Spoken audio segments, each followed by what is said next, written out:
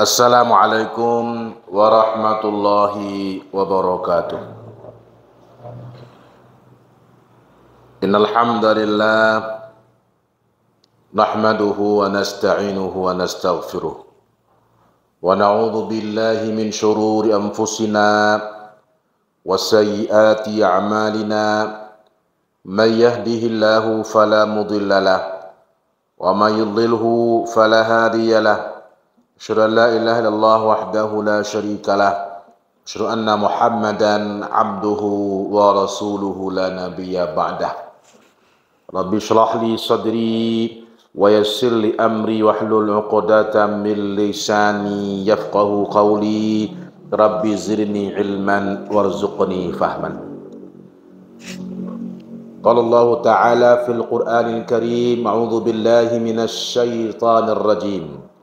Inna mathala Isa 'inda Allahi kamathali Adam khalaqahu min turabin thumma qala lahu kun fayakun. Wa qala alladhi ahsana kulla shay'in khalaqahu wa bada'a khalqal insani min tin. Wa qala inni ra'aytu ahada 'ashara kawkaban wasyamsa wal qamara ra'aytuhum li sajidin.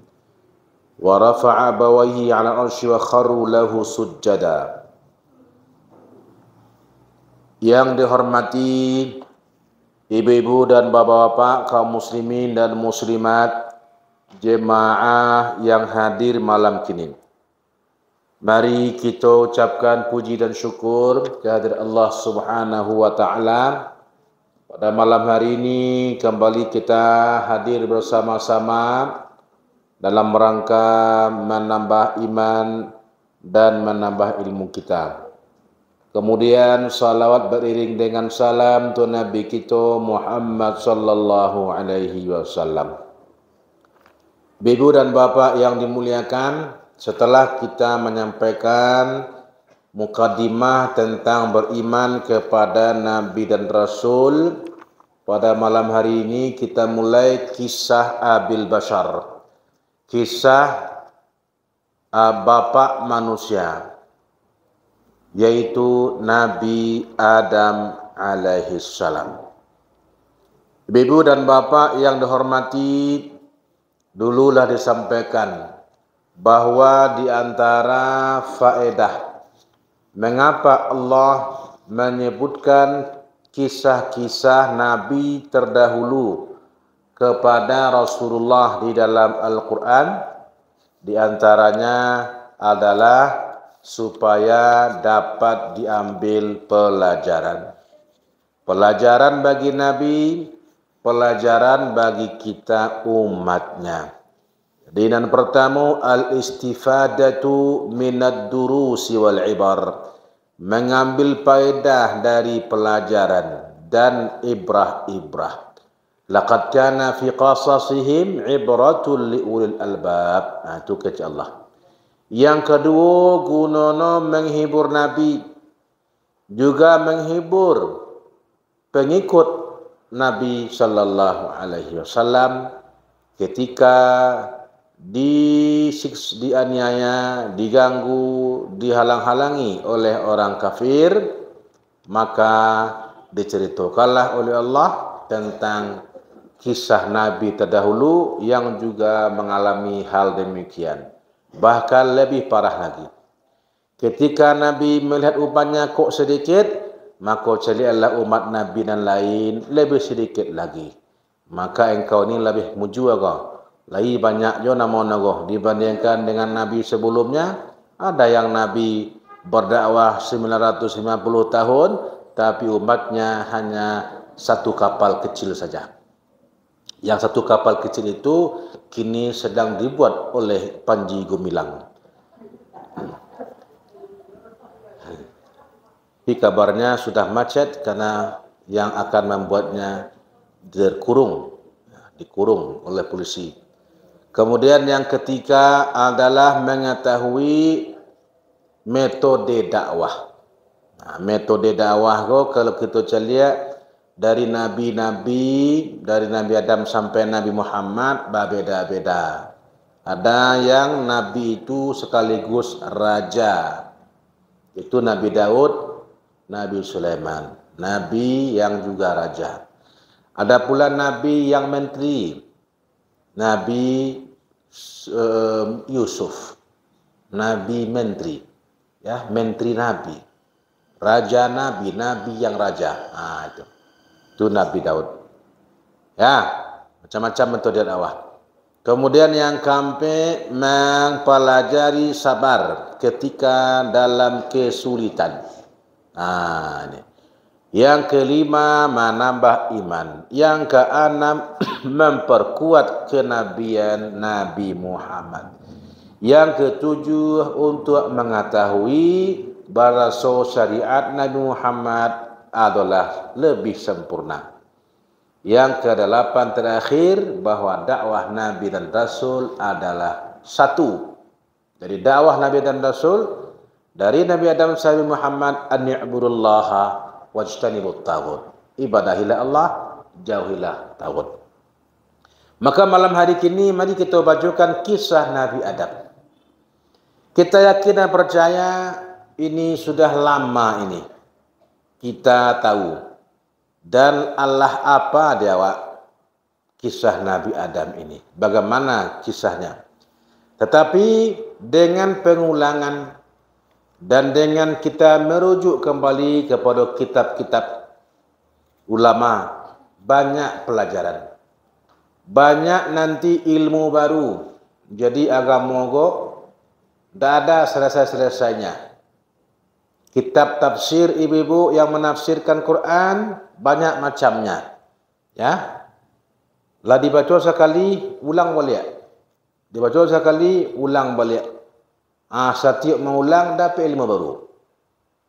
Begitu hebatnya ini agama ini. Jadi orang yang mengulang-ulang membaca satu buku akan mendapatkan ilmu yang baru. Padahal tidak baca cocok baca baca sekali 25%. Baca 2 kali 50%. Baca 3 kali 75%. Begitu. Dan yakinlah nanti ketika kita mendengar cerita Nabi Adam banyak ilmu baru.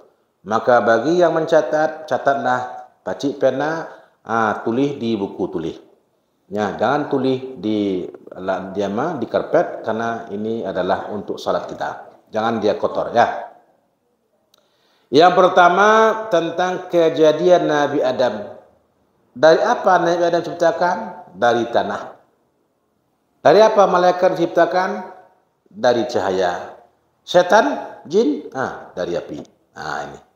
Maka kata Siti Aisyah, Nabi bersabda, khuliqat al-malaikatu min nurin. Malaikat diciptakan dari nur, cahaya. Jadi nur cahaya, nur laili cahaya malam, nur hayati cahaya kehidupan. Ya. Nur. Ya. Pak Nur ya. Pak M Nur, Muhammad Nur. Muhammad cahaya. Nur cahaya. Dari cahaya malaikat itu. Karena dari cahaya, maka malaikat itu terbang-terbang seperti cahaya. Melesat seperti cahaya. Maka jangan heran. Apa ini malaikat yang membawa roh ke langit itu sebentar saja bolak-balik. Cahaya.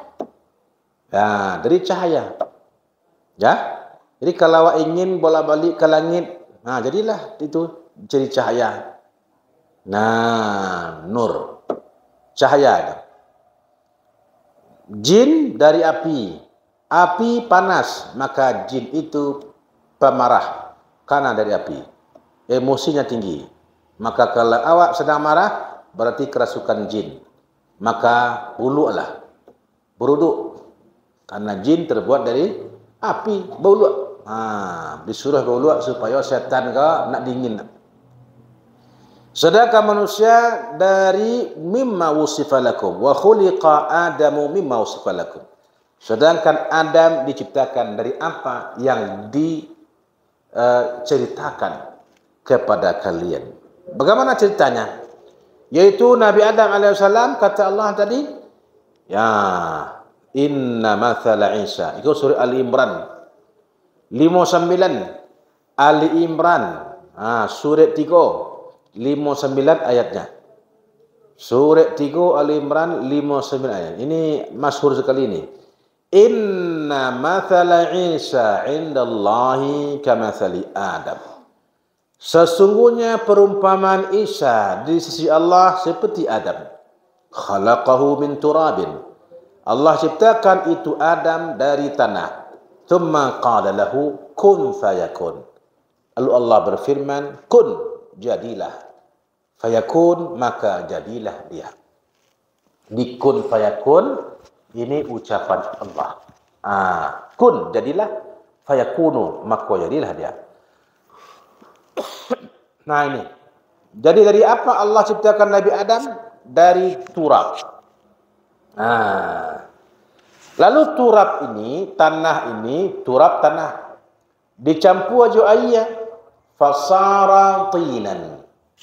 Jadilah dia tin. Jadilah apa? Tin. Jadi tin. Apa itu tin? Tanah bercampur air. Ini tanah liat.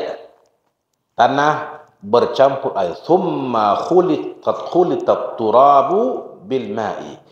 Kemudian dicampurlah tanah jo air. Fasara tinan. Jadilah dia tin. Tanah liat. Alladhi ahsana kulla syai'in khalaqahu wa bada khalqal insani min tin. As-Sajdah. Ayat 7.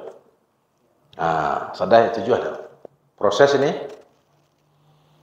Lalu proses berikutnya di dalam surah Al-Hijr. Ayat 26. Walaqad khalaqnal insana min salsalin min hama'in masnun. Itu. Hama'in masnun adalah tanah yang berbau busuk. Jadi awakku dulu Nabi Adam kau pernah berproses menjadi tanah yang busuk. Namanya hama'un masnun. Dan nanti kita ketika di dalam kubur kita akan mengalami pembusukan. Balik ke tanah membusuk kita lagi. Ini mengingatkan kita nanti akan mati, akan kembali ke proses awal.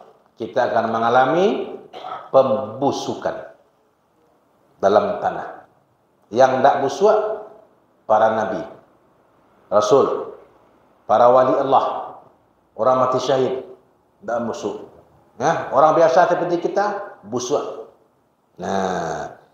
Maka dari itu kita harus sadar bahawa nanti suatu masa kita akan menjadi manusia yang busuk dan tidak mau orang tidur dengan kita lagi.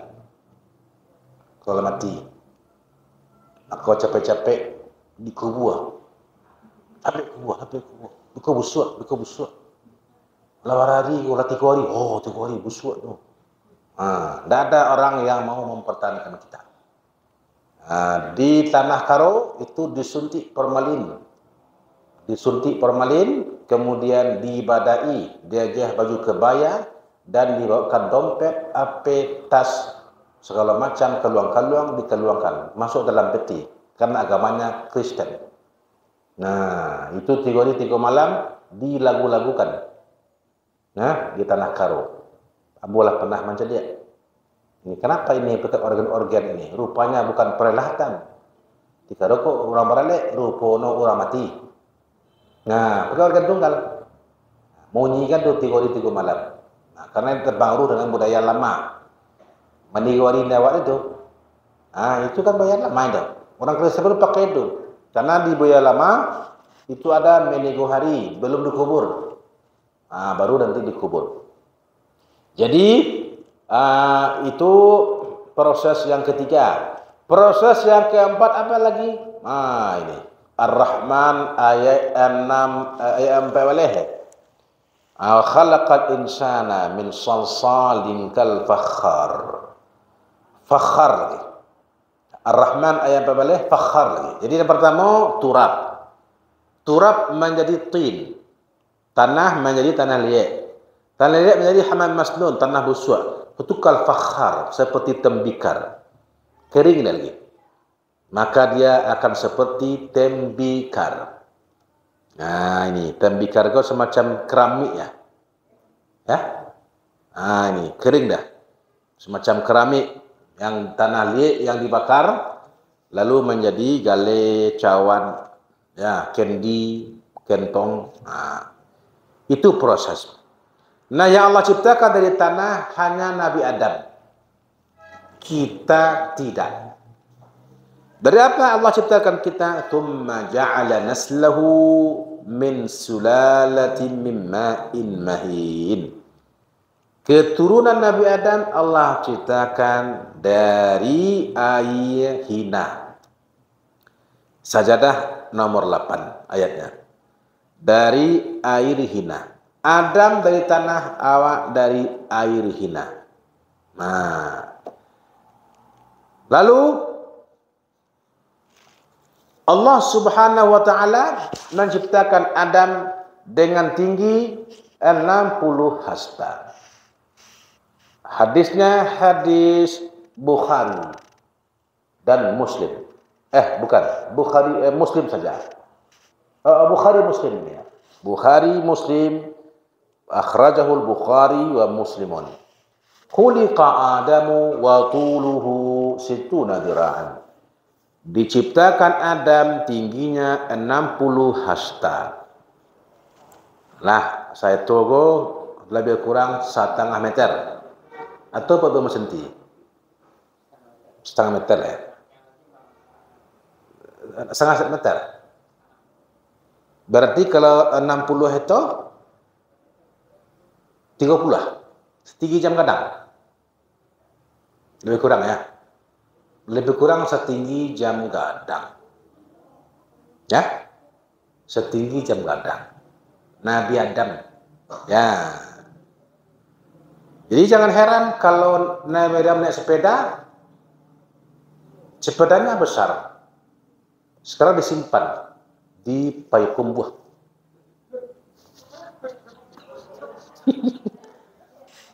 Masuk di kumbuh, langsung masuk jo sepeda Nabi Adam. Ya, kadang. Tapi rasanya itu masih kecil itu. Ya, masih kecil itu. Kalau Nabi Adam 30 meter, kekecilan itu baru. Nah, itu ketik mana? Jadi begitulah Allah menciptakan makhluk pertama, Nabi Adam. Tingginya 60 itu. Falam yazal al-khalqu yanqusu ba'du hatta al-an. Maka senantiasa makhluk ini berkurang tingginya sesudah itu sampai kini. Jadi dari Nabi Adam tambah lama, tambah pendek. Nah, awak kok generasi nomor sekian. Pendek. Nah, dibandingkan Nabi Adam 30 meter. Awak 1 meter 50 lah. 1 meter 60 lah. Ibu-ibu rata-rata 150 lah. Nah, ya. Untuk jadi tentara 155 boleh. Kamu ibu ini. Ya. Sapran berapa? Setepet pula. Hah? Lah setepet pula. Tak pula lah. Hah? Lain buku aku panjang tinggi. Buku lah sekali. Kau nak ke TK buku. SD kelas 1 buku. Nah, kini buku banyak. Tidak ada jo meteran kain. Pak Selayano. Tuh. Buku. Ya. Jadi Nabi Adam 60 itu. Awak semakin lama semakin turun. Nah, ini penciptaan. Kemudian Allah ciptakanlah Siti Hawa. Dari mana Allah ciptakan Siti Hawa? Dari Nabi Adam sendiri. Nah, Allah ciptakan Nabi Siti Hawa min Adam. Min Adam, dari Adam. Dalilnya An-Nisa ayat 1. An-Nisa ayat 1. Ya ayuhan nasu taqu rabbakumul ladzi khalaqakum min nafsin wahidah wa khalaqa minha zawjaha. Wahai manusia, bertakwalah kepada Tuhan kalian yang menciptakan kalian dari satu jiwa. Dan dia menciptakan dari jiwa yang satu itu istrinya, pasangannya, yaitu Siti Hawa. Maka istri Nabi Adam diciptakan dari Adam. Bersabda Nabi dalam hadis Abu Hurairah, "Istausu bin nisa'i khairan." Berwasiatlah kepada wanita kebaikan. Fa innal mar'ata khuliqat min dhil'in. Karena wanita diciptakan dari tulang rusuk. Wa inna a'waja ma fi dhal'i a'lahu. Dan sesungguhnya tulang rusuk yang paling bengkok adalah tulang rusuk paling atas. Kuat. Paling atas, paling bengkok. Fahin dahabta tuqimuhu kasartahu. Jika engkau usahakan meluruskan tulang rusuk yang bengkok, maka patah dia. Wa in taraktahu, kalau engkau biarkan saja dia bengkok, falam yazal a'waja, maka dia akan tetap bengkok. Ini, jadi rumit ini ya. Wanita ini penuh dengan misteri. Ya, kaum ibu ini penuh dengan misteri. Makanya istri Nabi sebanyak 9 atau 11 itu kata kitab Kaifa Amalahum mewakili sifat wanita sedunia. Jadi sifat wanita sedunia itu sabaleh atau 9 macam. Ya, sifat laki-laki entah barang. Jadi penuh misteri, ya. Maka laki-laki harus berpandai-pandai, Dan ini kajian orang ahli jiwa, orang yang belajar masalah kejiwaan. Tolong dalami ini, bagaimana maksudnya ini wanita bengkok ini kemana nih? Ini bengkok ini maksudnya bagaimana? Ya, ini dipelajari oleh ahli psikologi. Ya, ini kelebihan kaum ibu. Ya. Kemudian Allah ciptakanlah Siti Hawa agar Nabi Adam bisa hidup harmonis, serasi, tenang dengan adanya pasangan ini. Ini. Akhirnya, ini. Setelah itu apa lagi? Ini urutannya entah benar entah tidak ini. Apakah urutan buku ini sesuai dengan peristiwa atau tidak? Lalu disuruh pula nih, setelah Adam Allah ciptakan, Allah suruhlah malaikat sujud kepada Adam. Ini dalam surah Al-Baqarah 34. Sesudah Allah menciptakan Nabi Adam, Allah suruh malaikat sujud kepada Nabi Adam. Waktu itu bersama malaikat ada iblis. Bersama malaikat bergabung iblis. Iblis waktu itu taat. Iblis waktu itu makhluk yang taat, saleh. Sabanasia iblis waktu itu. Makanya dia bergabung dengan malaikat sekelompok. Tapi makhluk berbeda, cuma bersama malaikat. Maka Allah suruhlah malaikat itu, termasuk iblis, karena bersamanya, untuk sujud. Wa idh qulna lil malaikati usjudu li Adama fasajadu illa iblis aba wastakbar wa kana minal kafirin. Dan inginlah kalau kami berkata kepada malaikat, sujudlah kepada Adam, maka sujudlah mereka. Sujudlah mereka.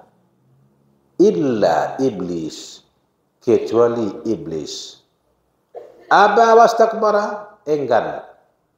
Istakbara, sombong. maka dengan kafirin dia termasuk orang kafir. Jadi ini harus dipahami bahwa iblis bukan golongan malaikat. Karena iblis dari api, dia jin. Dan nanti ada dalilnya.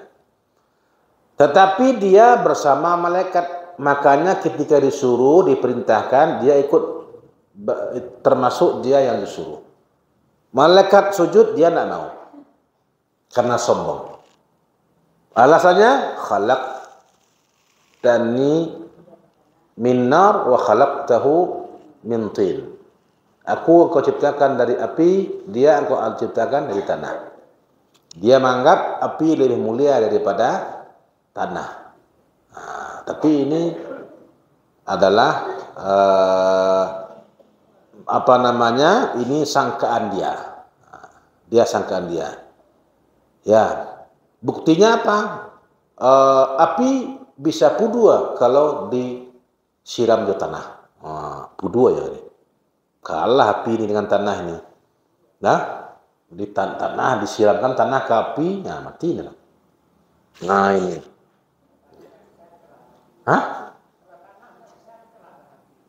Kalau tanah tidak bisa dibakar api, dikalahkan api. Nah ini, jadi kiasnya agak salah. Itu sangkaan saja. Nah ini dia punya sifat sombong dan punya sifat iri. Iri kepada Nabi Adam alaihissalam. Karena seolah-olah Allah lebih memuliakan Nabi Adam.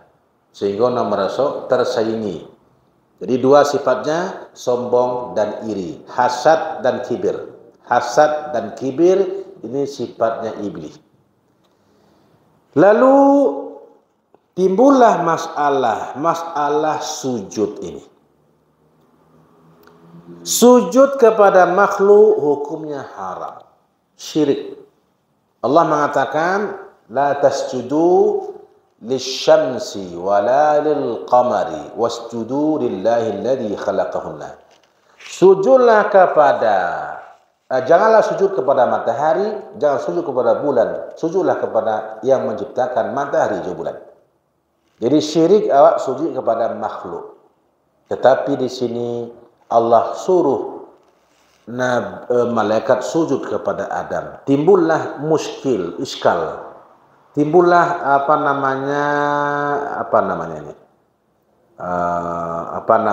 masalah bagaimana, apa maksudnya ini? Kenapa Allah suruh sujud?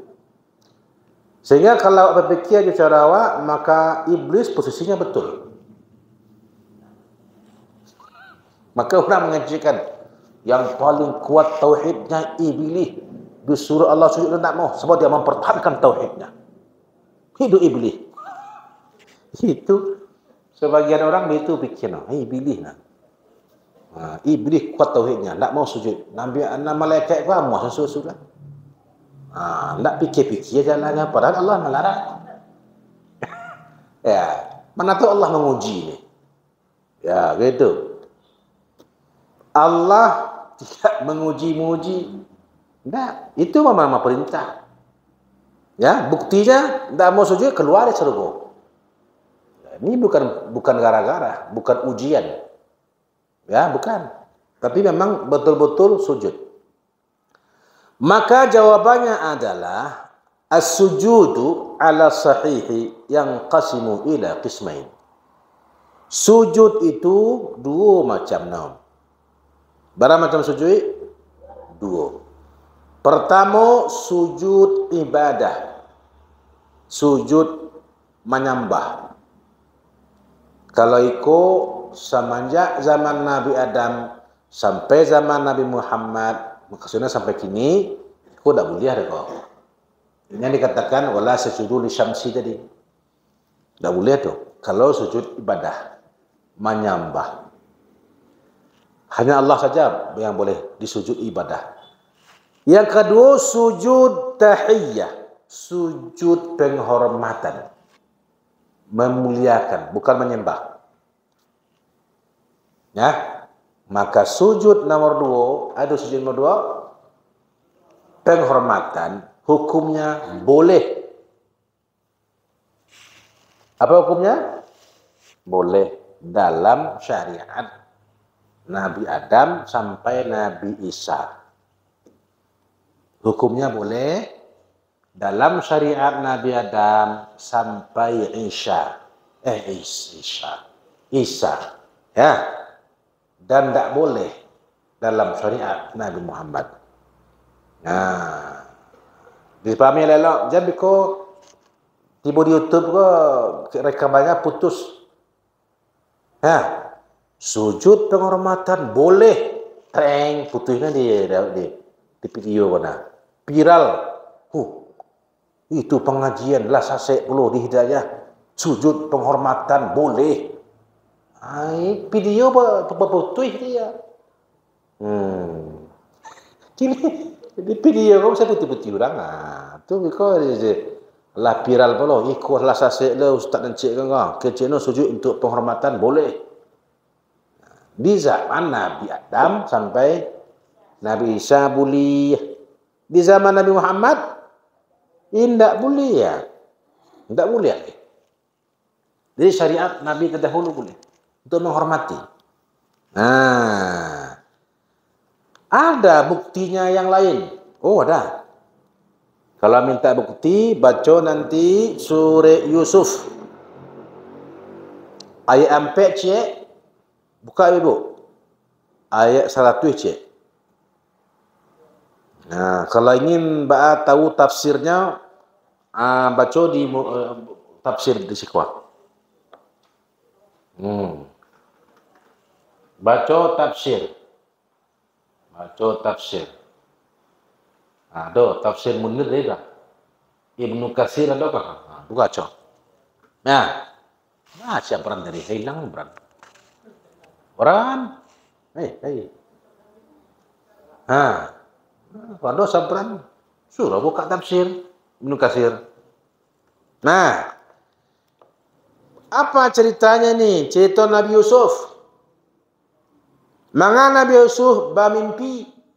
Mimpi Nabi Yusuf, aku melihat dalam mimpi sabaleh planet, matahari cik, bulan cik. Sabaleh tambah 2, 3 boleh. Ya. Aku lihat mereka sujud kepadaku. Inni ra'aitu 11 wasyamsa wal qamara ra'aituhum li sajidin. Nah, itu bunyinya. Itu Nabi Yusuf menceritakan mimpinya ke ayahnya. Kecil Nabi Yakub jangan cerita ke orang. Jangan ceritakan kepada saudara engkau. Ya. Jangan ceritakan sabran. Mana sabran kau? Itu Ustaz cik. Ini membukakan tafsirnya. Ya, ini ilmu baru ini. Nah, tafsir surah Yusuf ayat 4 dan ayat 100. Ibnu Katsir tak? Ibnu Katsir.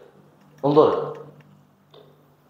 Ibnu Katsir wa Qurtubi aidan. Surah Yusuf. Jatah? Allah. Baik. افتح أنت تفتح. تفضل.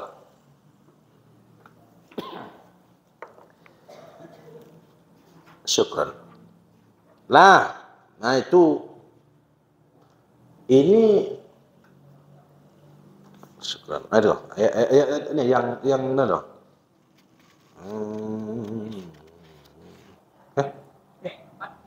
Salah. Yusuf. 13 ya? 13?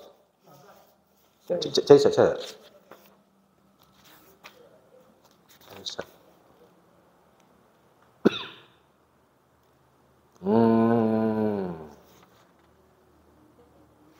Ayat ano? Ayat betul. Ya, ini dia nih. Mana dia? Ini. Warafa'a abawaihi. Nih. Ya. Jadi ayat sampai iko mimpi baru. Kejadiannya dulu. Ya. Mimpi Nabi Yusuf mencari planet 3 balik. 3 balik. Sabalik. Matahari cik. Bulan cik mangaya sujud ke Nabi Yusuf. Nah, dosa lah bertanya apa cara matahari sujud? Tak saja kawan. Karena cerita sujud matahari itu nanti akan bersuruh di hadis hari kiamat. Ketika matahari tabik di sebelah barat, naik kata, tiba di tengah langit, sujud ke Allah di bawah arasy. Itu balik ke barat. Apa suruh sujudnya? Dosa tanya. Nah, bingung awaknya. Ya, karena makhluk bertasbih semuanya. Bagaimana pula tasbihnya? Bingung awak aja. Ya, itu Allah yang Maha tahu. Yang ini itu mimpinya.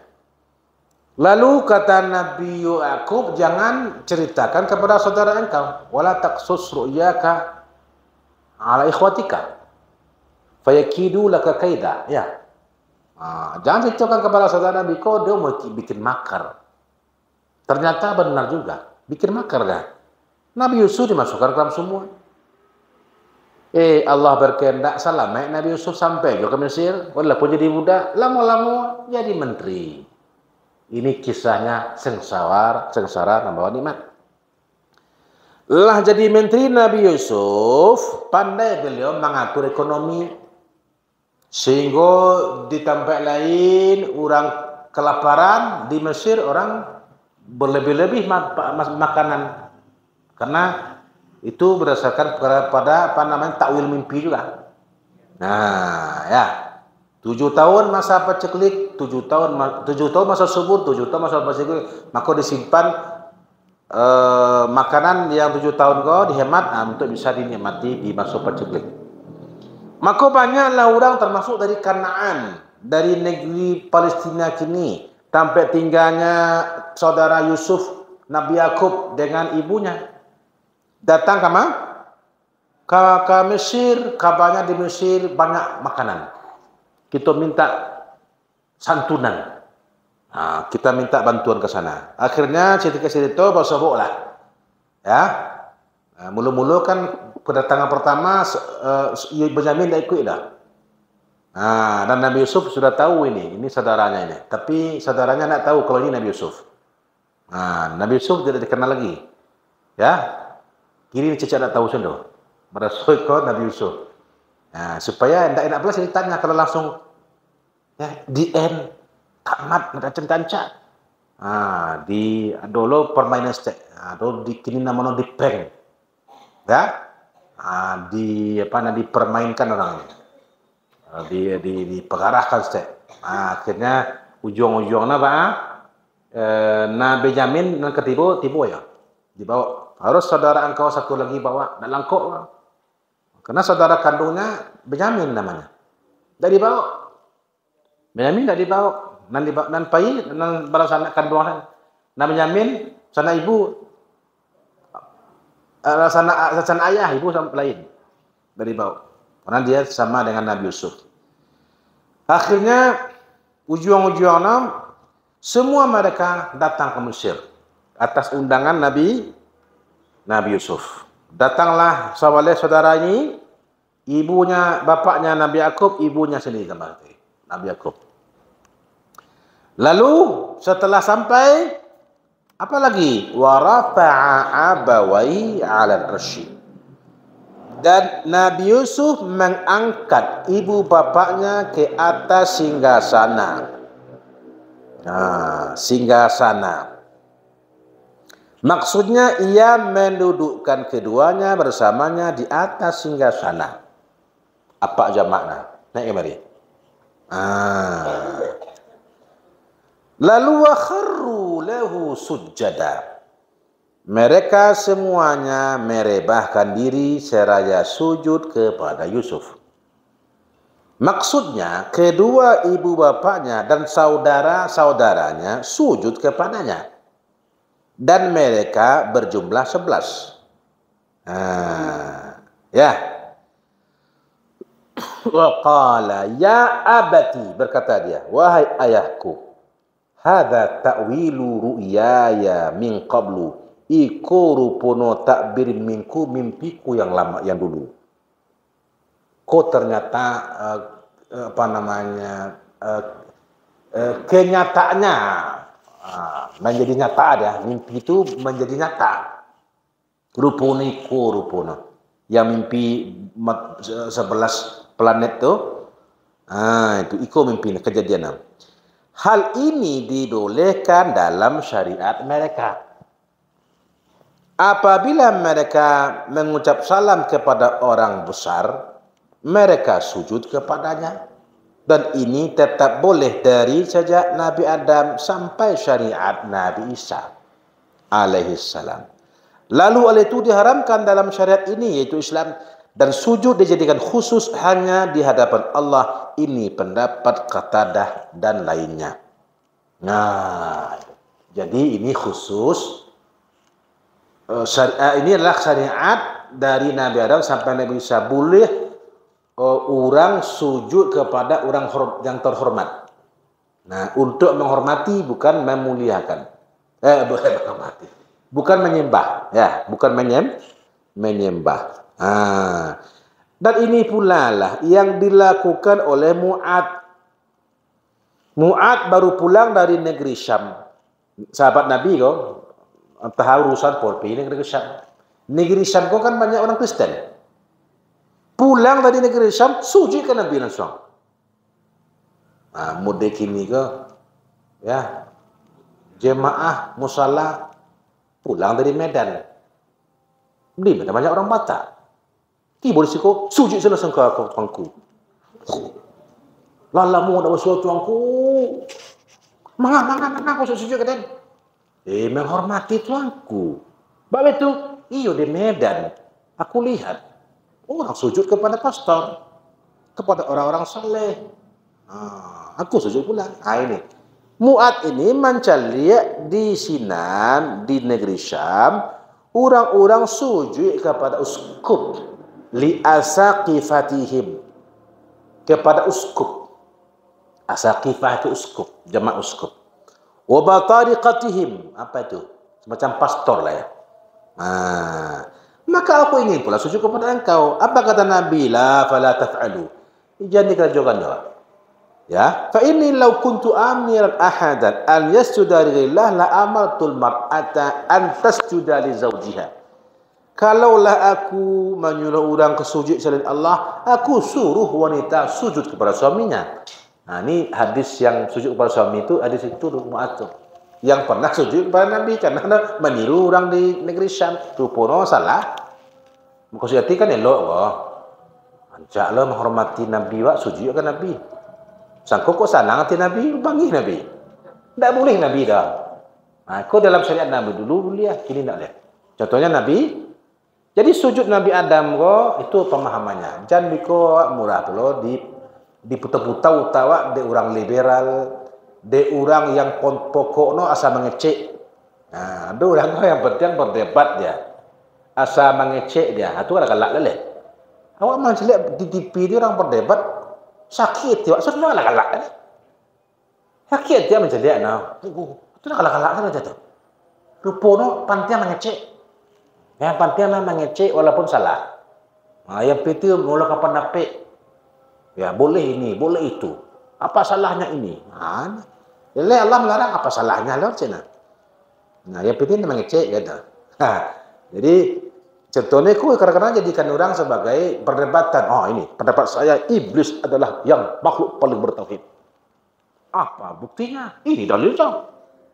Allah menyuruh melarang sujud kepada matahari, sujud kepada Allah. Ikut iblis mempertahankan tauhid.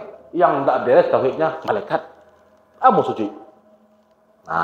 Ini enggak apa. Ini kan ada nih.